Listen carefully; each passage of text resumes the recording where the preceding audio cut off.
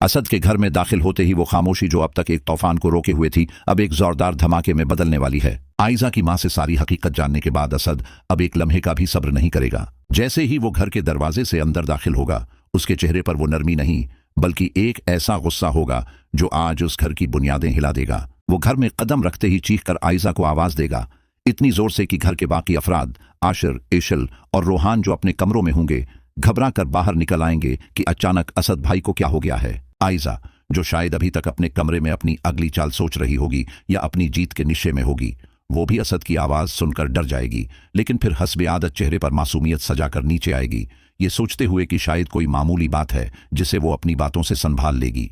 लेकिन आज मामला हाथ से निकल चुका है। जैसे ही आयजा इसद के सामने आएगी और पूछने की कोशिश करेगी कि क्या हुआ है, इसद उसे बोलने का मौका ही नहीं देगा। वो सबके सामने आशिर और एशल की मौजूदगी में आयजा से कहेगा कि अपनी ये मासूमियत का नाटक बंद करो, क्योंकि आज मैं वो सब कुछ जान चुका हूं जो तुम सालों से उस घर में छिपाती आ रही हो।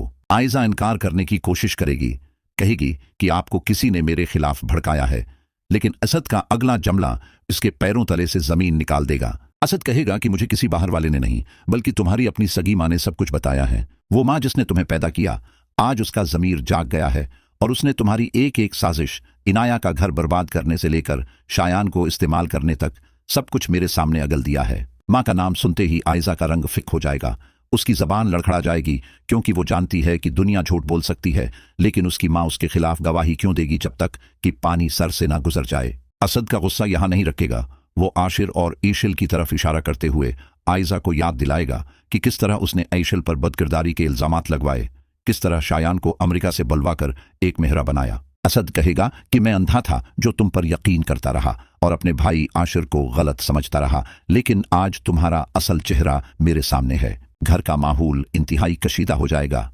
आयजा असद के कदमों में गिरने की कोशिश करेगी, रोएगी, वास्ते देगी कि हमारा रिश्ता है, लोग क्या कहेंगे, लेकिन असद उसे झटक देगा क्योंकि अब बात घर की चार दीवारी से निकल चुकी है। अभी ये हंगामा जारी ही होगा कि कहानी में दूसरा और सबसे बड़ा ट्विस्ट आएगा जो आयजा की रही सही उम्मीद भी तोड़ देगा। अचानक घर के दरवाजे पर शोर होगा और शायान को वहां लाया जाएगा। ये शायान वही है जो एयरपोर्ट जा रहा था ताकि मुल्क छोड़कर भाग सके, लेकिन उसे भागने नहीं दिया गया। यहां ये बात साफ नजर आती है कि शायान को किडनैप करवाने में एशल के वालिद का हाथ है।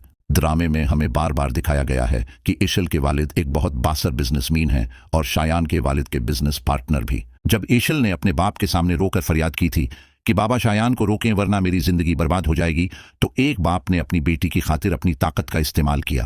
हो सकता है शायान के वालिद भी उसमें शामिल हों, क्योंकि शायान बिजनेस का बीड़ा गर्क करके भाग रहा था, लेकिन ज्यादा इम्कान यही है कि एशल के वालिद ने अपने बंदों के जरिए शायान को एयरपोर्ट के रास्ते से उठवाया और सीधा असद के घर भिजवाया ताकि दूध का दूध और पानी का पानी हो सके। शायान की हालत खराब होगी, वो डरा हुआ होगा क्योंकि उसे जबरदस्ती रोका गया है। जब उसे असद और आशिर के सामने खड़ा किया जाएगा और इस पर दबाव डाला जाएगा तो वो अपनी जान बचाने के लिए सच बोल देगा। वो सबके सामने एतराफ करेगा कि अनाया से शादी करना, फिर उसे तलाक देना और फिर एशल को ब्लैकमेल करना, ये सब उसका जाती फैसला नहीं था बल्कि आयजा ने उसे उस काम के लिए अक्साया था। वो बताएगा कि किस तरह आयजा ने अनाया से बचपन का बदला लेने के लिए मेरी इंसल्ट का फायदा उठाया और मुझे उस गंदे खेल में शामिल किया। शायान का ये एतराफ ताबूत में आखिरी खेल साबित होगा। अब आयजा के पास कहने को कुछ नहीं बचेगा। उसकी अपनी मां और उसका सबसे बड़ा मेहरा शायान दोनों उसके खिलाफ गवाही दे चुके होंगे।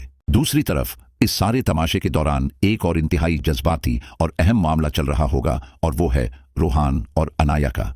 रोहान के हाथ में डीएनए रिपोर्ट आ चुकी है और जैसा कि हम सब जानते हैं रिपोर्ट पॉजिटिव आई है, यानी बच्चा रोहान का ही है।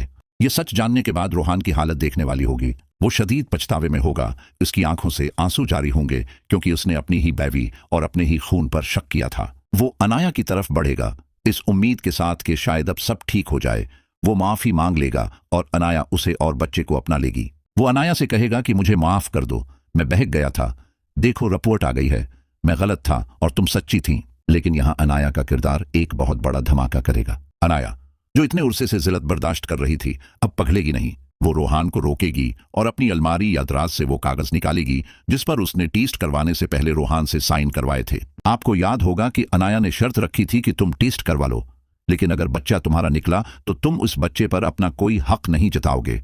और रोहान ने अपने तकब्बुर और गुस्से में आकर उस कागज पर साइन कर दिए थे कि मुझे वैसे भी ये बच्चा नहीं चाहिए। अनाया वो कागज रोहान के चेहरे के सामने लहराएगी और कहेगी कि अब तुम्हारे पिछतावे का कोई फायदा नहीं। ये देखो तुम्हारे साइन, तुमने खुद लिख कर दिया था कि तुम्हारा इस बच्चे से कोई ताल्लुक नहीं। तुमने सिर्फ एक रिपोर्ट के लिए अपने बाप होने का हक बेच दिया था। अनाया का ये जुमला रोहान को अंदर से तोड़ देगा। वो अनाया के पैरों में बैठ जाएगा, गड़गड़ाएगा कि कागज की कोई अहमियत नहीं होती, रिश्तों की अहमियत होती है। लेकिन अनाया उसे साफ कह देगी कि रिश्ता तुमने उसी दिन खत्म कर दिया था जिस दिन तुमने मेरी पाकीज़गी पर शक किया था। रोहान के पास अब सिवाय रोने और पछताने के कुछ नहीं बचेगा, और ये उसके लिए सबसे बड़ी सजा होगी कि उसका बच्चा और बीवी सामने होकर भी उसके नहीं हो सकेंगे। कहानी के आखिर में वापस चलते हैं असद की तरफ। तमाम हकीकत सामने आने के बाद, शायान के एतराफ और रोहान की बर्बादी देखने के बाद असद अब एक हतमी फैसला लेगा। वो आयजा की तरफ देखेगा जिसकी आंखों में अब खौफ होगा।